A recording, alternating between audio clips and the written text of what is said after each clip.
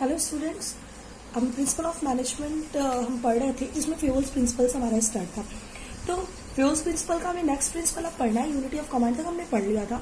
अब next principle is unity of direction. Unity of direction से इसकी one unit means one plan, यानी कि आप जो भी काम करो एक ही डायरेक्शन में, सारे लोगों को एक ही डायरेक्शन में काम करना है ऑर्गेनाइजेशन के गोल को अचीव करने के लिए। ठीक है, तो जितना भी ये हमारा यूनिटी ऑफ डायरेक्शन बेस करता है, ये हमारा बेस करता है कोऑर्डिनेशन के ऊपर, कि जितना अच्छा एम्प्लॉयज के बीच में कोऑर्डिनेशन रहेगा उतने अच्छा हमारा एक ही डायरेक्शन में वर्क होता जाएगा। अब एक डायरेक्शन कौन सी है? ऑर्गेनाइजेशन के गोल को अचीव करना। जैसे एग्जाम्पल के लिए हम कह सकते हैं कि एक ही ऑर्गेनाइजेशन में कई तरह की चीजें बनती है, बहुत सारे प्रोडक्ट्स बनते हैं। ये एक ऑर्गेनाइजेशन है मेरी, इसमें डिफरेंट डिफरेंट कॉस्मेटिक के प्रोडक्ट्स बनते हैं, सोप बन रहा है, मेडिकेयर बन रहा है, और जितनी भी चीजें बन रही। तो जो मैंने एक डिपार्टमेंट बनाया है उसके लिए जो प्लान बनाया है वो पूरा डिपार्टमेंट उसी प्लान को फॉलो करे। जो मैंने दूसरा प्लान बनाया है, अगर मैंने शैम्पू के लिए कोई प्लान बना रखा है तो पूरा डिपार्टमेंट उस प्लान को फॉलो करेगा। तो एक ही प्लान एक ही डिपार्टमेंट फॉलो करेगा। One department has a one plan. जो भी चीज हम कर रहे हैं वो एक ही चीज, और एक ही डायरेक्शन में सबका मेन ऑब्जेक्टिव क्या होना चाहिए कि जो मेरी ऑर्गेनाइजेशन का मेन गोल है हम उसको अचीव करें। जैसे मैक्सिमम सेल, मैक्सिमम प्रॉफिट, तो हम अपने गुड्स को, डिफरेंट गुड्स को सेल करके, अब मेरी एक का गोल भी क्या है, क्या प्लान मैंने बना रखा है, जरूरी नहीं वो दूसरे वाले को फॉलो करे। हो सकता है मैं अलग अलग प्लान पे वर्क करूं, तो हर एक डिपार्टमेंट के लिए एक अलग गोल डिफाइंड है और उसी के बिहाफ पर उसे काम भी करना है। जैसे अभी मैंने एग्जांपल दे दिया कि हमारी एक यूनिट है जिसमें सोप भी बन रहा है, शैम्पू भी बन रहा है, और इसी तरह डिफरेंट दो चीजें और भी बन रही। तो हमारा जो भी प्लान बना है उस पूरी यूनिट को उसको फॉलो करना पड़ेगा और अपने मैक्सिमम टारगेट को कंप्लीट करना है। इसी तरह से सेकंड वाला भी हमारा, अगर शैम्पू के लिए हम कोई प्लान बना रहे हैं तो पूरे शैम्पू के डिपार्टमेंट को उस प्लान को फॉलो करना है और साथ ही साथ अपने टारगेट को कंप्लीट करना है। जो इसमें एम्प्लॉइज एफर्ट करेंगे वो डायरेक्टली उनको दिखाई पड़ेगा और साथ ही साथ हमारे ऑर्गेनाइजेशन का गोल अचीव होता जाएगा। तो ये हो गया हमारा यूनिटी ऑफ डायरेक्शन। अब नेक्स्ट हमारा है subordination of interest to the general interest. Subordination to individual interest to the general interest means कि जो भी एम्प्लॉइज काम कर रहे हैं उनका सबसे पहले गोल होना चाहिए कि ऑर्गेनाइजेशन के वर्क को कंप्लीट करें, ऑर्गेनाइजेशन के प्रॉफिट के बारे में सोचे, ना कि पर्सनल प्रॉफिट के बारे में। हमें सबसे ऊपर किसको रखना है? General interest. जनरल इंटरेस्ट का मतलब होता है ऑर्गेनाइजेशन के बारे में सोचना है, और उसके बाद में किस बारे में सोचना है? अपने बारे में सोचना है। इंडिविजुअल को अपने बारे में सोचना चाहिए।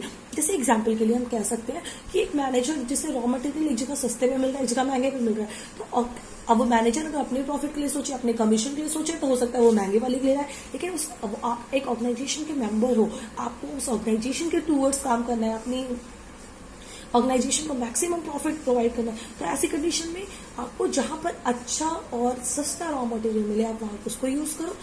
एक और एग्जांपल सिंपली ले सकते हैं, शायद ज्यादा बेटर तरीके से समझ में आए। जैसे एग्जांपल के लिए मेरी ऑर्गेनाइजेशन में बहुत ज्यादा फाइनेंशियल प्रॉब्लम, फाइनेंशियल क्राइसिस हो गई हो, और उसी समय एम्प्लॉयज की सैलरी हाइक करने का टाइम है। तो ऐसी कंडीशन में हमें क्या चाहिए? हमें सबसे पहले ऑर्गेनाइजेशन को बढ़ाने के बारे में सोचना चाहिए कि उसकी फाइनेंशियल क्राइसिस कम हो जाए। इसके बाद अगर ऑर्गेनाइजेशन में मेरे प्रॉफिट आ जाएगा तो हमारे कोई भी मैनेजर्स, यानी टॉप लेवल मैनेजर्स, हमारी सैलरी को या फिर हाई करने में कोई भी प्रॉब्लम ही नहीं होगी। तो हमें किस बारे में सोचना चाहिए कि हमारे ऑर्गेनाइजेशन के जो मैनेजर्स हैं उनको इस बारे में सोचना चाहिए कि हमारी ऑर्गेनाइजेशन को ज्यादा से ज्यादा प्रॉफिट हो, और उसके बाद ही वो अपने पर्सनली प्रॉफिट के बारे में सोचे। पहले हम ऑर्गेनाइजेशन के बारे में सोचेंगे और उसके बाद ही हम अपने पर्सनल प्रॉफिट के बारे में सोचेंगे। इससे क्या होगा? इससे हमारे ऑर्गेनाइजेशन का गोल पहले अचीव हो जाएगा। सेकंड, अगर हम ऑर्गेनाइजेशन के बारे में पहले सोचते हैं और अपने बारे में बाद में सोचेंगे तो ऑटोमेटिकली हमारा कोऑर्डिनेशन बनता जाएगा। कोऑर्डिनेशन क्यों बनेगा? क्योंकि हम ऑर्गेनाइजेशन के लिए काम कर रहे हैं। तो ऑर्गेनाइजेशन में प्रॉफिट हुआ तो हमें भी प्रॉफिट ऑटोमेटिकली मिल जाएगा। अब नेक्स्ट है हमारा remuneration of the person. Remuneration आपको, पर्सन का मतलब होता है कि जो पर्सन जिस तरह से काम कर रहा है हम उसके अकॉर्डिंग उसे अच्छी सैलरी प्रोवाइड करें, कंपैरेटिव सैलरी प्रोवाइड करें। जो मार्केट में रेट चल रहा है, जो मार्केट में चल रहा है जैसी सैलरीज, उसके अकॉर्डिंग हम अपने एम्प्लॉयज को अच्छी सैलरी प्रोवाइड करें, अच्छी गुड कंडीशंस प्रोवाइड करें काम करने की, time to time bonus provide करें, उन्हें मोटिवेट करने के लिए बोनस प्रोवाइड करें, या फिर किसी तरह की फैसिलिटीज देते हैं तो उससे हमारा एम्प्लॉय अच्छी तरीके से काम करेगा। अगर हम अपने एम्प्लॉयज को अच्छी सैलरी प्रोवाइड करेंगे तो वो पहली चीज तो मोटिवेटेड होगा, ज्यादा अच्छे तरीके से काम करेगा, और सेकंड थिंग कि अपने जो भी वो कमिटमेंट कर रहा है, काम को सही टाइम पर करने के लिए सोच रहा है, वो भी वो टाइम को सही तरीके टाइम पर कंप्लीट कर जाएगा। एम्प्लॉयज अपनी इफिशियंसी को इम्प्रूव करने की कोशिश करेगा, क्योंकि इफिशियंसी को इम्प्रूव करने से एम्प्लॉयज को ज्यादा बेनिफिट होने लगेगा। रिम्यूनरेशन ऑफ पर्सन, इसका अब एक इसमें भी कंफ्यूजन है। इसका मैं कहीं पे भी ये नहीं बोल रही हूँ कि रिम्यूनरेशन ऑफ पर्सन का मतलब है कि आप पियून की और क्लर्क की सैलरी एक बराबर कर दो। मैं ये नहीं बोल रही हूँ, मैं बोल रही हूँ कि जो एम्प्लॉय जैसा काम कर रहा है उसको आप उसके अकॉर्डिंग सैलरी प्रोवाइड करो। लेकिन रिम्यूनरेशन आप पर्सन में आप किसी भी तरीके से ऐसा नहीं करो कि आप किसी को ज्यादा सैलरी, किसी कोई आपका पहचान का बंदा है कम काम कर रहा है उससे बहुत ज्यादा सैलरी आप प्रोवाइड कर रहे हो। तो जो जितना काम कर रहा है उसको उसी तरह मोटिवेशन के अकॉर्डिंग टाइम टू टाइम पे आप सैलरी बढ़ाते जाओगे तो आपका एम्प्लॉयज अच्छी तरीके से काम करेगा। तो ये हो गई हमारी रिम्यूनरेशन ऑफ द पर्सन। अब हमारा नेक्स्ट यानी कि 8th प्रिंसिपल ऑफ मैनेजमेंट है सेंट्रलाइजेशन एंड डिसेंट्रलाइजेशन। तो सेंट्रलाइजेशन का मतलब होता है कि power in few handed only. Power in few handed का मतलब कि जो भी हमारी पावर होगी वो सिर्फ किसके पास होगी, सिर्फ और सिर्फ टॉप लेवल ऑफ मैनेजमेंट के पास ही होगी। यानी कि जितना भी डिसीजंस लेना है वो सिर्फ कौन लेगा, टॉप लेवल मैनेजर, और किसी के पास कोई राइट्स नहीं होगा कोई भी तरह का डिसीजन लेने का। इसके बाद है डिसेंट्रलाइजेशन। डिसेंट्रलाइजेशन का मतलब आप अपनी पावर एंड अथॉरिटीज को सेम लेवल ऑफ मैनेजमेंट में डिस्ट्रीब्यूट करते जाओ इक्वली। जितना भी उनके पास आपने पावर दे रखी है उसे आप इक्वली डिस्ट्रीब्यूट करते चले जाओ, तो वो हमारा डिसेंट्रलाइजेशन होता है। ये हमारा डिसेंट्रलाइजेशन कहलाता है। हमने power same level of management पे इक्वल पावर को डिवाइड करना होता है। जैसे मैंने कहा कि मिडिल लेवल मैनेजर में हमें पावर को डिवाइड कर दिया, तो मिडिल लेवल ऑफ मैनेजमेंट हमें जितने ही हमारे मैनेजर्स हैं सबको हमने सेम पावर दे दी और उसी के अकॉर्डिंग काम को करते चले जाएंगे। तो फ्यूल्स प्रिंसिपल सेज कि आपको अपनी ऑर्गेनाइजेशन को ना ही फुली सेंट्रलाइज करना चाहिए और ना ही फुली डिसेंट्रलाइज करनी चाहिए।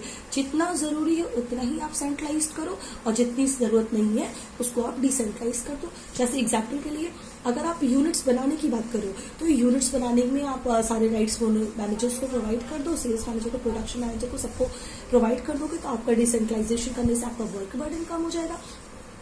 इसके अपोजिट जो हमारी कंपनी की सीक्रेसी है, जिससे हमारी कंपनी की सीक्रेसी मार्केट में लीक होने के चांसेस है, उन सारी चीजों को आप सिर्फ टॉप लेवल मैनेजर तक रखो, उसको सिर्फ आप सेंट्रलाइज करके रखो, जिससे कि हमारी कंपनी की कमर्शियल पेपर्स सीक्रेसी मार्केट में लीक नहीं होने पाए, जिससे हमारी कंपनी की कोई भी ऐसी बात है जो मार्केट में लीक होने से हमारी कंपनी को बुरा असर पड़ सकता है, वो सारी चीजें नहीं हो। तो सेंट्रलाइजेशन और decentralization both are important for the organisation.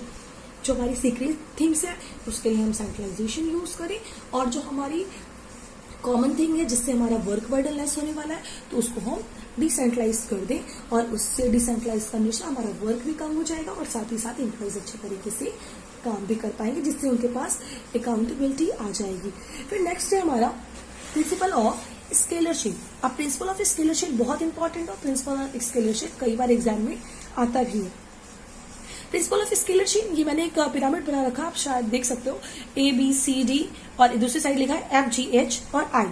अब A हमारा टॉप लेवल मैनेजर है, मिडिल लेवल मैनेजर और ऐसा लो लेवल मैनेजर तक है। तो अगर किसी भी पर्सन को कम्युनिकेट करना है तो वो एक सीक्वेंस में ही कम्युनिकेट कर सकता है। यानी ई को अगर ए से बात करनी है, ई को अपनी कोई भी बातें ए तक पहुंचानी है तो पहले से डी से कम्युनिकेट करना पड़ेगा, डी सी से कम्युनिकेट करेगा, सी बी से कम्युनिकेट करेगा और तब बाद में जाके किसके पास पहुंचेंगी, ए के पास। सी पहले आई के पास, आई को कोई बात कम्युनिकेट करनी है तो आई से एच तक जाएगी, एच से जी तक जाएगी, फिर जी से एफ तक जाएगी और उसके बाद हमारी बात ए तक जाएगी। इसी ये सिर्फ ऐसा नहीं है कि हमेशा डाउनवर्ड से हम इस फ्लो को करते हैं, अपवर्ड भी यही फ्लो सेम आएगा कि अगर ए से हम बी में बात पहुंचेगी, बी से सी में, सी से डी में, ये दोनों हमारी same level of management. In case of emergency अगर कभी भी ऐसा होता है कि कोई बहुत ऐसी इमरजेंसी पड़ जाए कि हम ए तक कम्युनिकेट करने में बहुत टाइम लग रहा है तो हमारा वर्क प्रोसेस होने में टाइम लगेगा, तो इसका हम डायरेक्टली एक सेम लेवल ऑफ मैनेजमेंट में कम्युनिकेशन कर सकते हैं। जैसे ई आई को कम्युनिकेट कर सकता है और जो हम ये कम्युनिकेशन करते हैं इसे हम बोलते हैं गैंग प्लैंक। इसे क्या बोलते हैं, गैंग प्लैंक। गैंग प्लैंक हम कर सकते हैं, लेकिन ये इन केस ऑफ इमरजेंसी के केस में करना है। अब कोई भी कम्युनिकेशन करने के लिए हमें क्या करना पड़ेगा, स्केलर चेन को फॉलो करना पड़ेगा। तो इसमें एक सिस्टमैटिक चेन है कि सिस्टमैटिक चेन से आप अपनी बातों को ई की डायरेक्ट अपनी किसी भी बात को ए टॉप लेवल मैनेजर तक नहीं ले जा सकता, ए अपने किसी भी बात को डायरेक्टली वर्कर तक नहीं ले सकता, उसको बीच में सारे लोगों को सारे लोगों को अपनी बातों को पहुंचाना पड़ेगा, तभी उसके बाद एक सिस्टमैटिक वे में जाएगी। और इसमें नो कम्युनिकेशन, इस तरह से कम्युनिकेशन गैप नहीं रह जाता, यानी जितने भी हमारे लेवल्स ऑफ मैनेजमेंट है सबको एक तरह की बातें पता चल जाती है, जिससे इजीली बात हमारे टॉप लेवल मैनेजर तक पहुंच जाती है। Thank you class.